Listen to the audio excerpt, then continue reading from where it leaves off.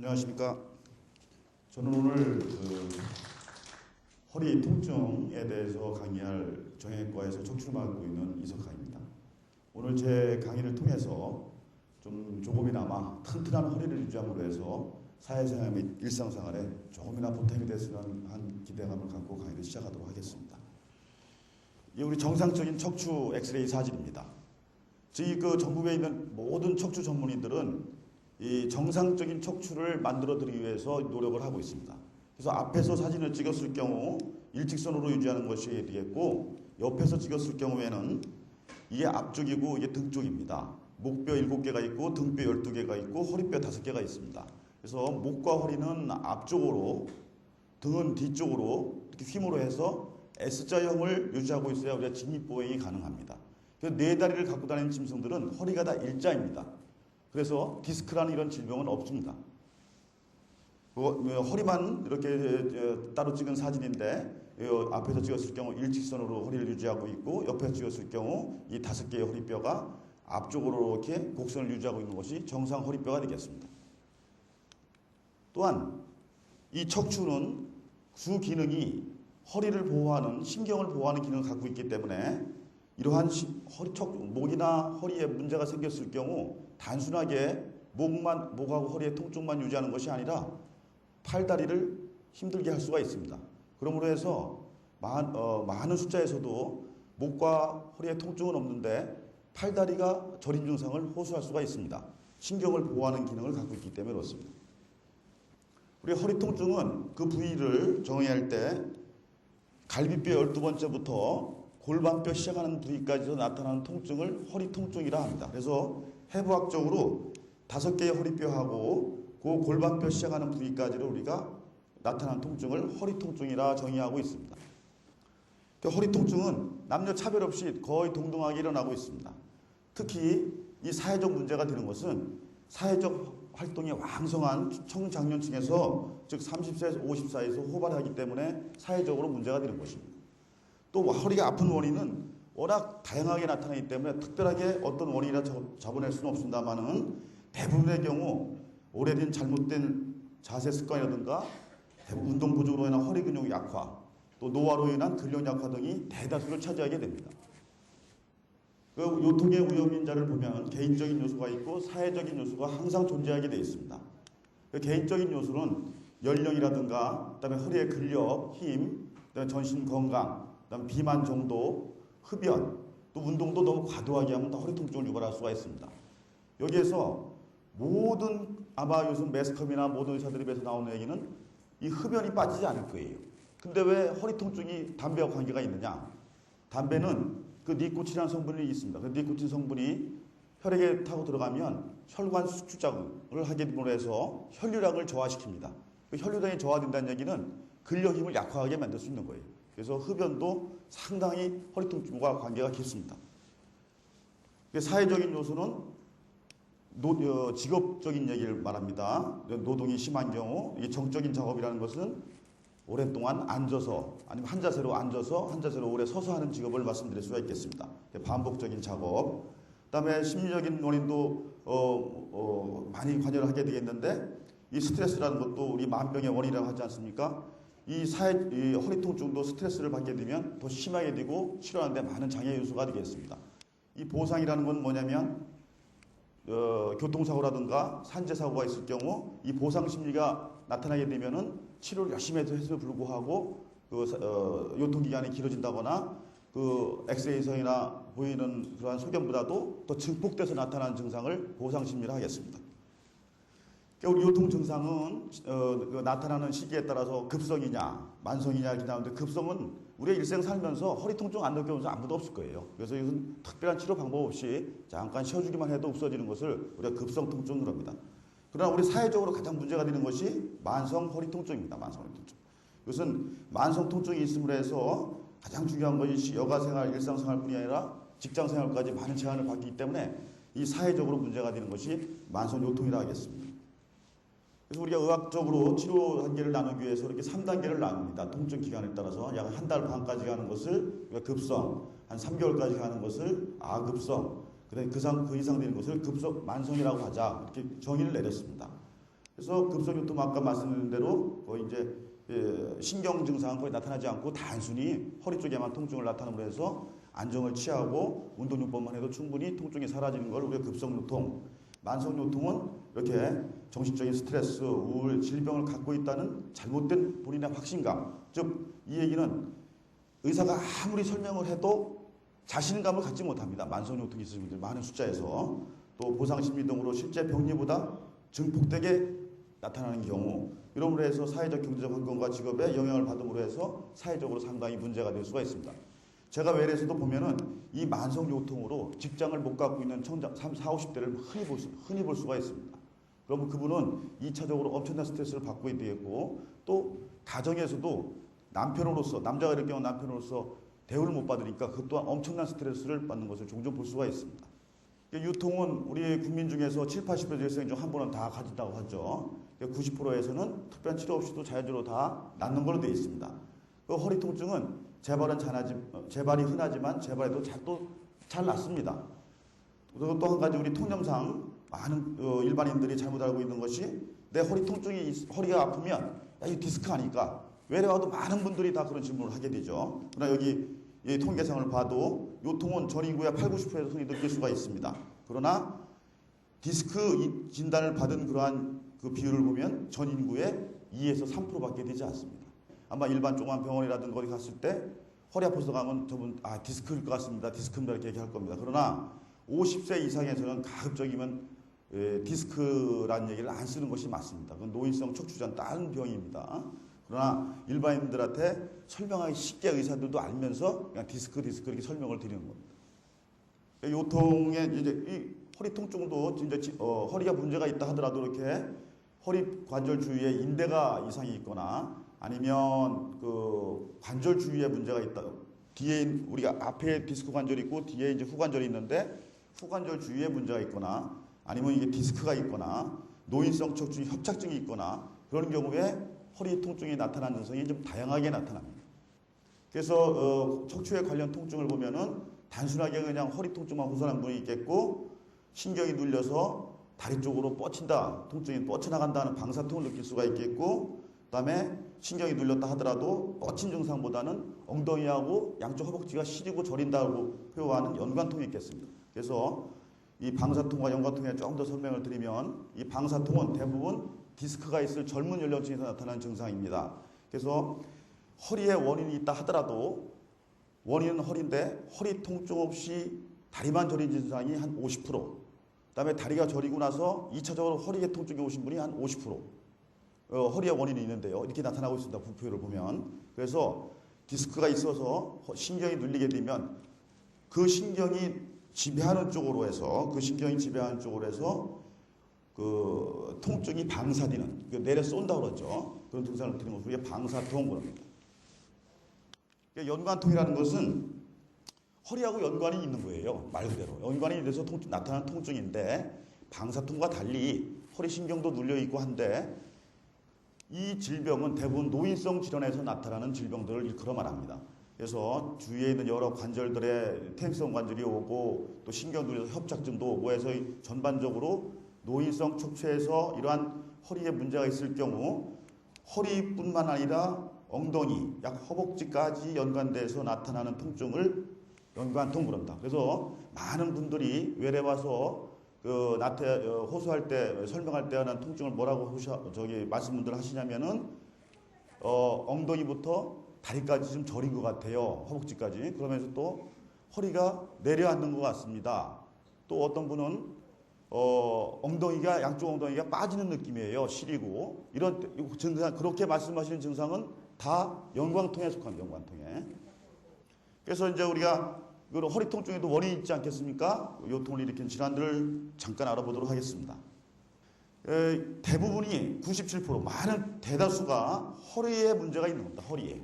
말 그대로 요통이니까. 나머지 한 3%는 뭐 신경성, 그다음에 뭐 혈관 막힘 이런 거에서 나타나는 겁니다. 여기서 우리가 이 97%라는 것을 눈여겨볼 수가 있는데요. 많은 어르신들께서는 다리가 저리고서 보행장애가 왔을 때 한의원이나 어디를 가셨으면은 많은 한의원 의사들께서 대부분 혈액순환이 잘못됐다는 얘기를 많이 들었을 거예요. 무슨 혈관이 막혔다. 그러나 이 자리에서 그런 건 좀 버리셔야 됩니다. 우리나라 전 인구 통계입니다. 연세가 드신 분들이 걸을 때 다리가 저리고 이렇게 해서 보행장애가 있을 때 70%가 허리의 원인입니다. 허리. 20% 정도가 동맥경화라든가 혈관성 장애입니다. 나머지 10%는 무릎 관절에 문제가 있다든가 발목이라든가 발에 변형이 생겨서 즉 지역적인 관절 장애입니다. 그러니까 70% 정도는 다 허리의 원인입니다. 그래서 그러한 집안에 그런 분이 계신다거나 할 때는 항상 그 정확한 그 진단이 내림으로 해서 적절한 치료가 병행이 되어야 되겠습니다.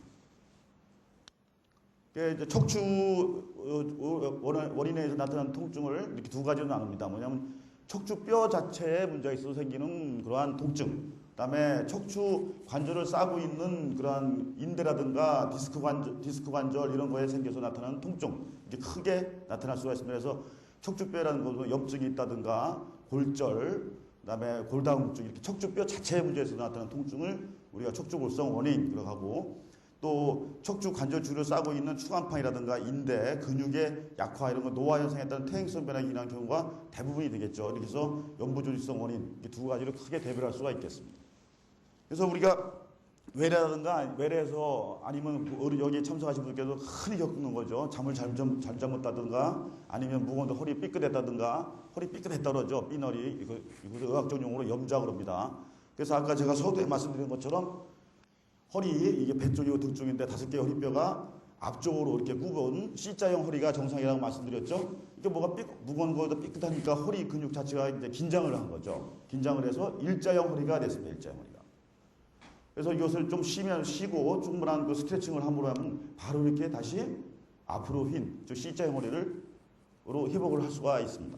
그래서 이러한 허리가 일자형 허리가 장시간 가게 되면은 모든 관절들은 빨리 퇴행성 변화를 갈 수밖에 없습니다. 그래서 아까 제가 우리 80-90% 이상의 허리 통증은 잘못된 자세 습관이라고 말씀드렸죠. 그겁니다. 이런 게 왔을 때 빨리 정확한 진단을 받아서 정상적인 허리 배열로 만들어 드려야 됩니다. 그런데 질환 중에서는 허리 디스크가 가장 흔한 게 됐습니다. 허리 디스크가. 그래서 이건 허리 디스크 MRI 사진인데요. 이게 이제 여기는 이게 정상 사진입니다. 정상 사진. 여기는 이제 디스크가 이제 초기죠. 시작을 하죠. 그래서 관절 하나가 이게 문제가 있는데 허리가 일자로 휘어버렸죠. 일자로 섰버렸죠. 이게 이제 요 사진 정도면 한 30대 허리가 되겠습니다. 그래서 관절 색깔이 이렇게 허옇게 보여야 되는데 불구하고 4번, 5번만 우리 디스크가 4번, 5번에 80% 이상 4번, 5번에 나타납니다. 그래서 관절이 시커매지면서 물렁뼈가 뒤로 약간 돌출된 이런 상황을 보여주고 있습니다. 또 여기 사진에서도 보면은 마지막 관절에서 그 관절의 물렁뼈가 뒤로 돌출돼서 그 무게가 좀 어느 정도 있다 보니까 촌농 흘러들이듯이 약간 이게 뼈를 타고 내려온 약간 좀 더 진행된 그러한 디스크 형상을 보여주고 있습니다.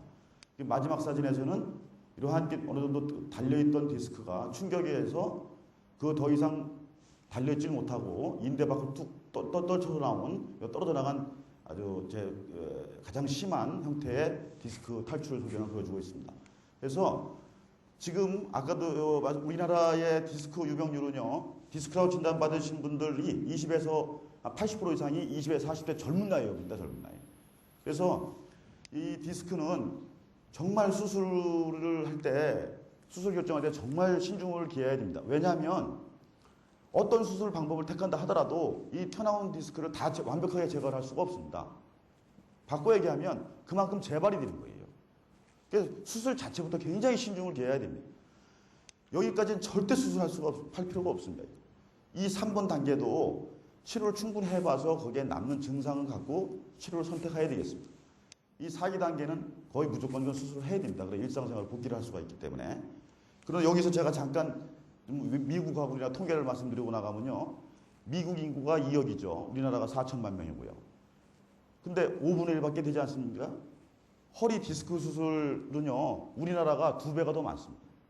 미국 인구고요. 인구는 5분의 1밖에 안 되는데 디스크 수술은 허리 수술이 아니고요. 디스크 수술만 따졌을 경우 디스크 수술은 2배가 더 많습니다. 그 얘기는 우리나라 사람 성격도 굉장히 급한 것도 있지만 의사들이 어떻게 환자들을 몰고 가야했다는 것도 굉장히 중요하다고 생각했습니다. 그리고 또 한 가지는 그 대부분 디스크가 20에서 40대 즉 사회적으로 활동이 가장 왕성한 나이에 생기기 때문에 이 먹고 살기 바쁜 사이에 있어서 이것을 충분히 2, 3개월, 3개월에서 6개월까지 치료를 계속 해야 되는데 직장 생활에서 자기가 불리함을 당할 것 같으니까 빨리 수술로 해결하고 나가는 거예요. 근데 디스크 수술이라는 건요, 정상적으로 있어야 할 관절에 문제가 생긴 거예요. 근데 어떤 수술, 뭐 내시경으로 하던, 뭐 째가지고 긁어내던 이 관절을 파괴시키는 거예요. 디스크를. 튀어나온 걸 없애는 거니까. 그렇기 때문에 이 수술은 정말 신중을 기해야 됩니다. 그리고 디스크 수술은 90% 이상 효과가 없으면 그건 수술 실패한 거예요. 재발도 잘 되는 거고. 그래서 이 디스크 수술은 정말 수술을 결정할 때는 신중을 기해야 되겠다. 이렇게 말씀을 드리는 겁니다. 그래서 이제 이 보존적 치료는 뭐 아마 물리치료라는 얘기를 많이 들으셨죠. 뭐 안정치하고 견인술, 물리치료, 보조기 착용, 그다음에 운동요법. 뭐 저희 병원에서 수술을 하고 있습니다만은 이렇게 내시경을 사용해서 국수마취에 하는 경우도 있고 열어서 하는 경우 방법도 있고요. 그다음에 이제 어르신들한테 연세 55세 이상에서 가장 흔한 척추 질환이 협착증입니다. 협착증. 협착질환 정의는 절대 젊은 사람한테 붙일 수 없는 그런 진단명입니다. 그래서 여기 정상적인 MRI하고 그 협착증을 보여주는 MRI를 잠깐 설명드리겠습니다. 여기 보면 이게 단면 사진입니다. MRI 단면. 이게 배 쪽이고 등 쪽이고 앞에 척추뼈가 있고 뒤에 척추뼈, 가운데 신경이 있습니다. 그래서 이 커다란 신경에서 다리를 매겨 살리는 신경이 가지를 쳐서 나갑니다. 이쪽 길로. 말초신경이라고 그러죠. 이게 정상적인 단면 사진입니다. 요 밑에 협착이 심한 부위를 보십시오. 여기 이만한 신경이 여기가 밤알만 하다면 여기는 파달만큼 작아져 있습니다. 완전히 눌려가지고. 그러면서 말초신경이 나가는 길이 완전히 닫혀 있습니다. 그래서 협착됐다. 이 정도 심하면 거의 걸음거리를 10m, 100m 이상 걸어가기 힘듭니다. 한 번에. 그래서 이건 이제 옆으로 본 MRI 사진인데요. 이 앞에 척추뼈, 뒤에 척추뼈, 가운데 신경이 지나갑니다. 여기까지는 물꼬가 잘 터져 있어가 잘 내려옵니다. 그러나 4번, 5번역에서 보면은 앞, 뒤에서 신경을 목욕탕에 있는 모래시계 허리 모양으로 잘게 잡아매고 있습니다. 그래서 우리 협착됐다. 어르신들한테 가장 흔한 질환입니다. 협착등도 허리의 치료, 보존적 치료는 대부분 휴식입니다. 휴식을 취하면서 적절한 운동입니다. 그래서 또 요새 또 한 가지 방법은 이제 그 통증 클린이라 해서 주사요법이 있죠. 주사요법이요. 이것도 요즘 가면 갈수록 상당히 발달을 하고 있습니다. 그다음에 수술적 방법은 이건 이제 그 수술은 항상 모든 방법을 동원하고서 도저히 안 될 때 쓰는 마지막 방법입니다. 그러나 이제 이런 앞으로 이렇게 수술을 크게 받으시면 안 되겠다는 그러한 모습을 보여드리기 위해서 사진을 한번 걸어봤습니다. 여기 보면은 연세 드시는 허리 관절인데 이 옆으로 찍은 사진에서 보면 여기 밑으로 갈수록 정상 허리에서는 관절 간격이 밑으로 갈수록 넓어져야 돼 불구하고 밑으로 갈수록 관절이 다 닳아가지고 거의 달라붙었죠. 그러면서 일자형 허리가 돼버렸죠. 그러면서 이제 신경이 눌려 있어가지고 이렇게 엄청난 수술을 한 겁니다. 다 나사못을 받고 인공 디스크를 써서 허리를 다시 C자형으로 만들어주고 했지만은 이렇게 세 마디나 고정을 하게 되면 아무래도 일상생활이라든가 이런 게 제한을 받을 수밖에 없습니다. 걷는 건 좀 자유롭다 하더라도. 그다음에 이러한 또 질병이 있습니다. 이렇게 허리가 이건 뼈가 붙지 않아 가지고 이렇게 튀어나가는 거. 이것도 여자분들한테는 상당히 흔한 질병 중에 하나입니다. 그래서 이러한 질환을 가진 대표적인 증상은 앉았다 일어날 때 허리가 바로 곧바로 피지를 못하던가, 그다음에 조금만 서 있어도 허리가 좀 내려앉는 기분을 느낀다거나 할 때는 이러한 병을 한번 의심해봐야 됩니다. 그래서 이제 정 안 되면 이 증상은 협착증과 나타나는 증상은 똑같습니다. 다리가 저려서 걷기가 힘들고. 지금 이제 이게 우리 어머니들한테 가장 큰, 지금 사회적으로도 가장 큰 문제가 되겠고 우리 척추학회에서도 가장 큰 문제로 보는 것이 요추부 퇴행성 후만변입니다. 여기 이 어머니의 사진을 보게 되면은 엉덩이가 뒤로 빠지고 등이 같이 빠져버렸죠. 그리고 양쪽 팔꿈치에 보면 여기에 굳은 살이 배겨 있어요. 이걸 우리가 요추부 퇴행성 후만변, 왜 이런 모습을 갖게 되느냐? 이러한 특징이 있습니다. 몸이 처음에는 자기가 바로 일어나서 좀 폈다 하더라도 몇 발짝만 걸어가면 자동으로 허리가 구부러집니다. 그러니까 물건을 앞으로 들지를 못합니다. 허리를 필 수가 없으니까. 그러면서 이 허리에서 전혀 힘을 유지를 못하니까 이런 설거지라든가 뭘 할 때는 항상 팔꿈치를 싱크대에 대고 하셔야 됩니다. 그러면서 굳은 살이 배깁니다. 올라가지를 못합니다. 그러면서 이제 나타나는 증상은 협착증처럼 다리가 저린 증상이 나타나게 되죠. 근데 우리나라 이제 고령화 사회로 완전히 접어들면서 이 병이 엄청나게 사회적으로 문제가 되고 있습니다. 이게 이제 이런 대표적인 사진인데요. 이게 연세가 되셔서 앞으로 설 때 한쪽으로 완전히 찌그러져 있고, 아까 제가 서두에 말씀드렸던 것처럼 옆에서 봤을 때 허리 사진이 앞쪽으로 이렇게 곡선을 유지해야 되는데 다 뒤로 이렇게 밀려나갔지 않습니까? 그래서 엑스레이 사진은 참 이쁘게 잘 나왔죠. 휘었던 거 똑바로 다 집어넣고 뒤로 갔던 허리 다시 정상적으로 앞으로 해놨지만은, 자, 이런 허리가 만들어지기 위해서는 수십 년 동안 여기에 적응이 돼 있던 분이에요. 근데 의사가 어느 날 하루아침에 전 허리를 다 까가지고 이렇게 만들어 놨어요. 엄청난 재활기간과 엄청난 고통이 따릅니다. 엑스레이상으로는 너무 멋있는데 본인은 굉장히 힘들어하세요. 왜냐하면 그 재활기간이 그만큼 길다는 겁니다. 또 대부분 이러한 질환은 고령에서 나타나기 때문에, 그래도 이분은 뼈라도 튼튼해서 이런 수술을 받을 수나 있었죠. 많은 분들이 뼈가 약해서 이런 나사못을 받아서 이걸 교정하게 못하는 분들이 많습니다. 뼈가 너무 약함으로 인해서. 또 너무 고령이다 보니까 마취를 못하는 경우도 있고요. 그래서 주위에 이런 분이 계시면, 왜냐하면 이 나중에는요 정말 이러고 인해서 화장실 출입도 못하게 됩니다. 화장실 출입. 그러니까 주위에 보면은 이게 과도하게 구부리고 다니시는 분들 보면은 대부분이 이러한 병 아니면, 그다음에 다발성 골다공증에서 여러 군데 척추뼈가 주저앉아가지고 된 그러한 병변들이걸랑요. 근데 그것이 그 상황으로 해서 평생 여생을 잘 영위하시면 좋은데, 아까 제가 말씀드린 대로 이렇게 2차적으로 신경이 눌려서 걷지를 못하게 만들어요. 근데 너무 연령이 많고 너무 심하게 변형되면 교정하기가 너무 힘들다는 거죠. 주위에 참 이런 분들 많이 보셨을 거예요. 그다음에 지금 사회가 고령화됨으로 해서 또 한 가지 지금 사회적으로 아니면 저희들 정형외과 학회에서도 이걸 어떻게 좀 최대한 예방을 하고 국민한테 홍보를 해보자 하는 것이 골다공증에 의한 척추 압박골절입니다. 그래서 조그만 외상성 충격만 가도 허리뼈가 부러지죠. 그래서 이렇게 여기 보시면은 요추 1번, 허리뼈 1번 뼈가 부러졌는데 앞쪽만 이렇게 주저앉은 겁니다. 뒤쪽은 멀쩡하고. 그래서 이것이 치료가 적절하지 않을 때는 이 뼈가 외야수처럼 완전히 달아버려요. 그러면 과다하게 구부러져서 도저히 허리를 못 펴게 되죠. 그래서 이것이 이제 저는 심한 경우에 어떤 분도 봤냐면 감기 걸려서 기침하다가도 이 골다공증에 의해서 허리뼈 부러지는 분도 봤습니다. 특히 또 겨울에는요. 그래서 요 이불 같은 거 두껍지 않습니까? 그래서 그 개 가지고 농에다 넣다 삐끗하다도 부러지는 분 종종 오시고요. 그만큼 경미한 외상에 의해서도 부러질 수 있는 게 골다공증의 골절입니다. 근데 이러한 것들이 대부분 어르신들이 말씀을 안 하시죠. 그러고서 그냥 약국에서 약사 붙이시고 파스나 붙이고 하다가 이제 끝나면 나중에 가보면 등이 완전히 치료도 더 이상 할 수가 없는 그런 단계로 변형이 와 있는 상황을 볼 수가 있겠고요. 그래서 이러한 골다공증의 골절은 한 3일 정도 오래도 쉬고 나셨는데도 누웠다 일어날 때, 의자에서 앉았다 일어날 때 통증이 아이고 소리 나면 간단하게 사진 2장만 찍어보면 됩니다. 사진을 꼭 체크해 보셔야 됩니다. 그래서 이러한 게 요즘 골다공증의 골절이 워낙 많다 보니까 이건 국수 마취를 해서 요 척추뼈 있는 데로 주사판을 집어넣어서 이 세멘트를 집어넣는 게 되겠습니다. 그래서 요거 하나 1번 뼈 요거 하나 했는데, 자, 이 허리가요, 아까 제가 말씀드렸죠? 하나, 둘, 셋, 넷, 다섯. 앞쪽으로 이렇게 된다 그랬잖아요. 근데 1번 뼈 부러지니까 전체 허리가 완전히 이 꼽치형 허리로 바뀌었잖아요. 근데 세멘트 하나 딱 이거 집어넣는데 허리가 이렇게 정상으로 돌아왔어요. 그러니까 이런 기회를 놓치면 안 되죠. 그래서 우리가 척추골절에 됐을 때 세멘트를 넣는 목적은 이렇게 주저앉은 뼈를 원래 높이대로 좀 올려놓고, 또 세멘트가 척추뼈 안에서 굳을 때 열을 내면서 척추뼈 주위로 가는 미세한 신경들, 기능하고는 관계없죠. 그 신경을 소작을 태워버립니다. 그래서 통증이 드라마틱하게 없어집니다. 입원 기간은 하루 정도만 해도 충분한 그런 수술 방법이 되겠습니다. 이 사진은 제가 왜 그러냐면 60세 우리 외래 다니시는 분인데 협착증으로 몇 년 전에 허리 수술을 받으셨어요.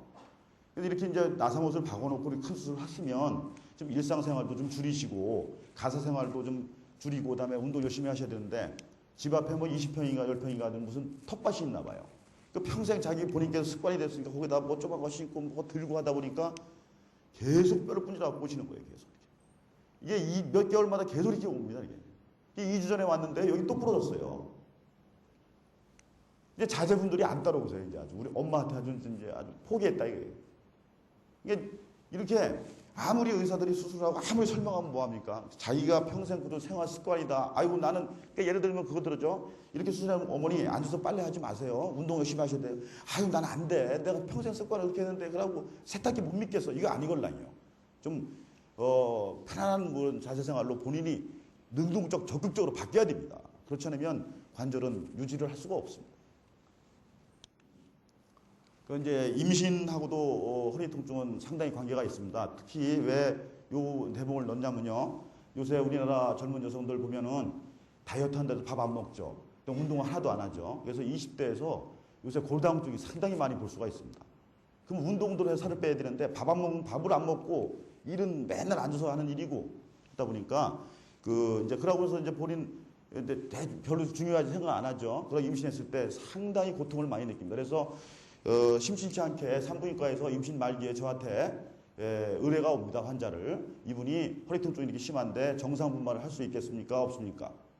라고 올 때 저희들이 체크를 해봐서 아 이분은 안 되겠다. 이분은 재활절개 해야 되겠다. 그런 분도 있습니다. 그래서 대부분이 사실 임신 후반기에 생기는 통증이걸랑요. 그래서 후반기에 통증이 있는 분들은 그 전에 허리 통증이 있던 분이에요. 근데 그것이 적절한 치료를 안 했던 거죠. 진단도 안 내리고. 그래서 여기 대부분 정확하게 알려지진 않아요. 임신 기간의 허리 통증은. 그러나 임신 말기가 되면 이 애가 이 앞에서 자리를 하게 되겠죠. 그래서 이 C자형 앞으로 보이는 그런 허리가 다 몇 개월 동안 일자형 허리를 유지할 수밖에 없습니다. 앞에서 뒤로 애가 눌러대니까. 그러니까 관절에 엄청난 중량감이 걸리는 거예요. 그러니까 허리 통증을 느낄 수밖에 없습니다. 그래서 임신 젊은 나이에 허리 통증이 좀 만성으로 있고 좀 약간 다리 저린 증상이 있다 그러면은 임신하기 전에 척추 전문의를 찾아서 정확한 진단을 내린 다음에 임신을 하는 것도 하나의 임신 말기에 오는 허리 통증을 막을 수 있는 방법이라 할 수 있겠습니다. 왜냐하면 임신 말기에는 어떻게 할 수 있는 방법이 없어요. 약을 쓸 수가 있습니까? 물리치료를 할 수가 있습니까? 정말 의사가 봐도 안타까운 분들 참 많으세요. 그래서 아까 초서대 말씀드렸듯이 허리 통증은 대부분 그냥 특별한 치료 없이 다 90% 이상에서 그냥 저절로 낫는 병입니다. 6개월 이상에, 아니 2에서 3%에서는 6개월 이상 지속되는, 그때는 또 정확한 진단이 내려야 할 필요가 있겠고요. 그래서 저희들 의사들이 할 일은 이 허리 이러한 요통은 치료하고 곧 치료 열심히 받고 하고 운동 열심히 하면 대돼서 다 좋아집니다. 라고 자신감을 주는 것이 가장 중요합니다. 약만 주고 이럴 것이 아니라 이 가장 중요한 것이 정말 열심히 치료하면 대부분의 치료가 됩니다. 이게 통계상으로도 확실하게 90% 이상은 디스크도 다 치료가 됩니다. 수술 없이. 또 이렇게 해서 재발 방지를 위해서는 환자분들이 적극적인 능동적 자세를 가지셔야 돼요. 대부분 아무리 의사가 막 목이만 들어 설명을 하고 하면 또 1, 2개월 와서 또 재발해서 와서 왜 저는 맨날 재발하고 안 났습니까? 그럼 담배 끊었어요? 아니요. 운동 시작했어요? 아니요. 그러니까 의사한테 모든 걸 전적으로 맡겨놓으면 안 돼요. 하지 말라는 건 좀 줄여가면서 적극적으로 본인이 매달려야 이 통증을 방지할 수가 있죠. 이게 아까도 말씀드렸지만 대부분 디스크는 20에 40대 80% 이상이 청장년층에서 오기 때문에 사회적으로 워낙 왕성한 활동을 하는 시기이기 때문에 힘들죠. 자기가 여유를 갖고 할 수 있는 그러한 위치에 있는 사람들이 아니기 때문에 상당히 힘들어합니다. 그다음에 치료는 이게 이제 우리나라 사람들 성격도 급한 거 있지만 의사도 마찬가지죠. 병원이 이윤을 남겨야 되니까 가면 그냥 막 처음부터 몇 가지를 하죠. 엑스레이 찍고 약 주고 물리치료하고 주사 놓고 막 엄청나게 하죠. 그래서 좀 그렇게 하는 것보다도 체계적으로 치료를 해서 처음부터 모든 방법을 동원하는 건 그만큼 다음에 가면 치료할 방법이 없다는 거예요. 바꿔 얘기하면. 그러니까 한 단계처럼 한 단계 보존적 치료를 하는 것이 가장 중요하다 하겠습니다.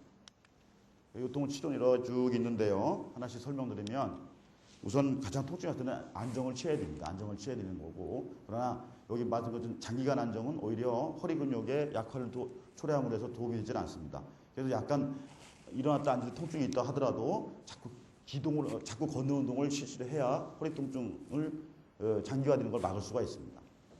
약물 치료는 여러 가지가 있죠. 소염제, 진통제. 우리나라 어르신들은 진통제가 하면 아주 기겁을 하시는 분이 굉장히 많습니다. 그러나 통증이 심할 때는 일상생활에 제한이 오고 걸음걸이에 제한이 올 때는 진통제는 무슨 습관성 약품이 아닙니다. 그렇기 때문에 쓰는데 너무 겁내하실 필요는 없고요. 그러나 너무 약에 의존하시면 안 되겠죠. 그게 이제 근위환제도 쓰고 심할 때는 스테로이드, 항우울제까지 쓰기도 합니다. 근데 보조기 보조기는요, 아주 그 처음에 증상이 심할 때 그것이 한 3주 이상 치료했는데 별로 그럴 때는 약간 가벼운 보조기를 착용할 수도 있어요. 그러나 이 장시간 착용하시는 분들은 대부분 자기들이 진단 내려서 의료 보조기 상에서 그걸 사가지고 차시는데 많은 숫자에서 본인들이 스스로 차신 분들은 절대 이걸 떼지를 못합니다. 그만큼 배 근육하고 허리 근육이 그 보조기 때문에 약화가 돼가지고 그 보조기를 벗으면 5m 앞도 못 가요. 그래서 절대 이 보조기 차는 건 그 전문의하고 상의해서 보조기를 차셔야 됩니다. 요즘 이제 그 상당히 각광을 받고 있는 이러한 주사요법이죠. 그래서 이것도 심하게 변형이 온 그러한 척추는 전혀 의미가 없습니다. 전혀 의미가. 그래서 좀 어느 정도 경도와 중등도에서 척추의 노인성 척추라든가 이런 거 변화가 왔을 때 이런 주사요법을 하면은 많은 수에서 좀 빠른 시일 내에 일상생활하고 직장생활에 복귀를 할 수 있는 하나, 요즘 아주 상당히 이게 통증이라는 것이죠. 통증 치료라고 얘기 많이 들어보셨을 거예요. 너무 무분별하게 사는 것도 문제가 있습니다. 주사를 이렇게 뒤에 있는 관절, 척추신경이라는 관절에 이렇게 주사요법을 쓰는 겁니다. 근데 가장 중요한 게 운동요법입니다. 그래서 운동을 함으로 해서 통증을 경감하고 근력을 회복시키고, 그다음에 정신 건강에도 많은 도움이 되고요. 그다음에 이러한 장점을 갖고 있습니다. 그다음에 여기 밑에 있는 방법은 집에서 할 수 있는 운동 방법에 하나씩 설명드리도록 하겠습니다. 이 운동은 정말 이걸 여기 어르신들께서는 꼭 오늘부터라도 집에 가서 주무시기 전에 한 5분, 아침에 일어나서 5분 꼭 시행을 하십시오. 왜냐하면 열이면 이 운동하고서 나빠졌다는 사람 하나도 못 봤어요. 한 2, 3년 지나고 나서. 방법을 설명드리겠습니다. 일단은 원칙이 있습니다. 똑바로 방바닥에 누워서 무릎을 이렇게 90도로 굽히고, 그 대신 골반이 허리를 포함해 골반이 절대 땅바닥에서 떨어지면 안 됩니다. 그래서 양팔을 끼고 상체를 들러서 배하고 허리에 힘이 들어가는, 이게 배하고 허리를 동시에 강화시키는 운동이에요. 그 대신 절대 허리하고 골반이 밑바닥에 떨어지면 안 돼요. 또 요번 방법은 이렇게 해서 여기는 이 골반 만드는 겁니다. 그래서 여기도 허리가 밑바닥에 항상 밀착이 되어 있습니다. 허리가 뜨면 안 됩니다. 또 이 방법도 괜찮은 방법인데요. 이것을 가장 많이들 좋아하시더라고요. 이 방법을요. 그래서 이 방법은 양쪽 어깨 날개뼈하고 골반이 항상 땅에 밀착되어 있어야 됩니다. 항상. 그래서 양쪽 다리를 다 하는 것도 괜찮지만 한 다리씩 해다가 나중에는 두 다리를 같이 몰아 모아서, 또 한 번은 약간 변형된 방법은 고개를 드는 방법도 있습니다. 고개를 들 때 절대 이 날개뼈가 땅에서 떨어지면 안 됩니다. 그러니까 새우등을 만들지 말라는 거죠. 제가 권하고 싶은 방법은 이게 훨씬 나은 것 같아요. 도움을 많이, 이게 환자 하시는 분들 중에서도 이게 최고 좋다고도 말씀들 하시더라고요. 그래서 한 번 하면 몇 초간 했다가 좀 쉬었다가 다시 해서 아침 저녁으로 한 5분씩만 하셔도 굉장한 허리 근력 또한 도움이 됩니다. 또 한 가지 방법을 또 말씀드리면, 이건 이제 신전 운동이라 해가지고 우리가 이제 비행기가 바퀴가 안 빠져서 동체 착륙하는 걸 연상시키면 됩니다. 이게 배를 쭉 땅에다 대고 양쪽 손을 여기에 양쪽 허벅지에다 대고서 쭉 목을 올리는 건데요. 여기서 요거보다는 집에서 하실 때는 이 배를 딱 땅에 대고서 팔을 양쪽으로 벌리세요. 벌리면서 좀 힘이 생기면 다리를 같이 완전 일자된 다리를 위로 올리세요. 그러면 훨씬 더 고강도의 허리 근력 강화 운동이 됩니다. 이렇게 하기 힘드신 분은 이런 것만 해도 좀 괜찮고. 그런데 이런 운동, 이 신전 운동이 하지 말아야 할 병이 있어요. 아까 왜 척추뼈가 안 붙어가지고 척추뼈가 이렇게 앞으로 빠지는 질환들이 있지 않습니까? 그럼 이런 신전 운동하면 척추뼈가 또 앞으로 자꾸 빠져나가려고 하기 때문에 오히려 통증을 더 유발할 수가 있습니다. 그래서 잠깐 해봤을 때 허리 통증이 더 심하다 그러면 한 2, 3일 했는데 그건 안 하는 게 좋습니다. 그래서 정확한 진단을 받은 다음에 이런 운동을 시작해야 된다고 생각되는 거죠. 그다음에 이제 가장 좋은 운동은 걷는 운동입니다. 어르신들, 걷는 운동. 하루에 우리 척추 전문의들이 항상 하는 얘기가 있습니다. 하루에 1시간 이상은 꼭 어쨌든 간에 걷는 운동을 하자. 그래서 열심히 운동을 하면서 만족감, 심폐기능, 그다음에 비만, 그다음에 혈중 혈중의 성분의 변화, 콜레스테롤 같은 거 낮출 수도 있고요. 그다음에 근력 유지, 그다음에 이 뼈 속에 이제 이 걷는 운동은 50세, 60세 이상에서는요, 1시간 걷는 운동은 내 관절에 기름을 친다 생각하시면 됩니다. 가장 저희들이 권하고 싶은 운동은 이 걷는 운동입니다. 걷는 운동. 그래서 환자분들께서 운동하십시오 그러면 여러 가지 질문을 하시죠. 뭐 수영 어떠냐? 수영 좋습니다, 진짜. 전신운동이죠. 그러나 수영은 꼭 어디 수영장에가 제한된 장소에서 하셔야 되잖아요. 그러니까 뭐 돈도 좀 들어가고. 그러나 걷는 운동 뭐 돈 들어갑니까? 앞에 나가기만 하면 할 수 있는 운동이고 하시니까. 요새 또 우리나라가 보면 지자체가 되고 나서 이러한 사회 건강으로 해가지고 주변에 그런 그 공원이라든가 정말 조성을 많이 하고 있지 않습니까? 또 한 가지 또 운동 어떤 거 해야 좋냐 물어보신 분 중에 많은 숫자에서 자전거 타면 어떠냐, 등산하면 어떠냐 그런 말씀들 흔히 듣는 질문이죠. 그래서 자전거나 등산이 허리 강화 운동에 도움되는 건 사실이에요. 그러나 허리 통증 때문에 고생하시는 분들은 일단 운동 시작할 때 자전거나 등산을 시작하시면 안 돼요. 그 증상은 더 심해지게 돼 있어요. 왜냐하면 등산이나 자전거는 앞으로 진행하기 위해서는 전부 다 허리를 구부려야만 되는 운동이기 때문에 처음부터 절대 등산이나 자전거를 택하시면 안 됩니다. 그래서 걷는 운동이나 수영을 해서 적절하게 배 근육이나 허리 근육을 강화시킨 다음에 그 다음에 택할 운동입니다. 모든 질병이 마찬가지지만 일단 예방이 가장 중요합니다. 그래서 이것입니다. 1번은 매일 규칙적인 전신운동과 허리근육 단련운동. 아까 허리근육 단련운동 집에서 할 수 있는 운동 와서 보셨죠? 전신운동은 걷는 거예요. 걷는 거. 그래서 이 걷는, 그래서 우리 그 의사협회에서는요, 옛날에는 뭐라고 했냐면은 운동을 얼만큼 국민들에 권장을 했냐면은 일주일에 3번 이상, 30분 이상 땀이 나도록 그렇게 했걸랑요. 근데 지금 문화활동이 사회적 그런 자꾸 변화를 하지 않습니까? 컴퓨터, 요즘은 뭐 어르신 70대 어르신들도 요새 이제 여가 활동으로 컴퓨터도 많이 하시니까 그만큼 집에서 있는 시간이 많았단 말이에요. 그래서 바꿨어요. 일주일에 5번 이상으로 30분 이상 땀이 나도록 어떤 운동을 하든 간에요. 그래야 자기 건강을 유지할 수 있다는 거예요. 그다음에 가급적이면 한 자세로 30분 이상 유지 않는다. 이 말을 들으면서 좀 우스갯소리 하나 말씀드리면 요새 그 할머니들이 이 컴퓨터를 배우고 나서 이 고스톱을 또 많이 치시더라고요. 컴퓨터 고스톱. 그래가지고 이 목하고 허리 통증을 호소하는 분들이 종종 있으세요. 그러니까 그거에 빠지시면 할머니 얼마나 하세요? 밥 먹는 시간 빼고 하루 종일 하신대요, 할머니. 이 관절이 유지가 될 수가 없죠. 그러니까 젊은 사람도 빠지면 밤을 새는데 아마 어르신들도 그때 빠지면 밤을 새시나 봐요. 그 다음에 운동을 하기 전에 충분한 스트레칭과 근육 관절을 풀어준 다음에 운동을 하신다. 그 다음에 항상 능동적이고 본인이 이 만족을 느끼고 보람을 항상 능동적이어야 됩니다. 모든 게 운동이. 그 다음에 한 번씩 스트레스. 아까 말씀드린 스트레스도 허리 요통에 많은 관계를 갖고 있기 때문에 스트레스를 받으면 담배, 아까 담배 피우면 안 되는 이유에 대해서 설명을 드렸죠. 담배는 안 걸리는 게 없어요. 그 다음에 비만, 몸이 살이 찌시면 안 됩니다.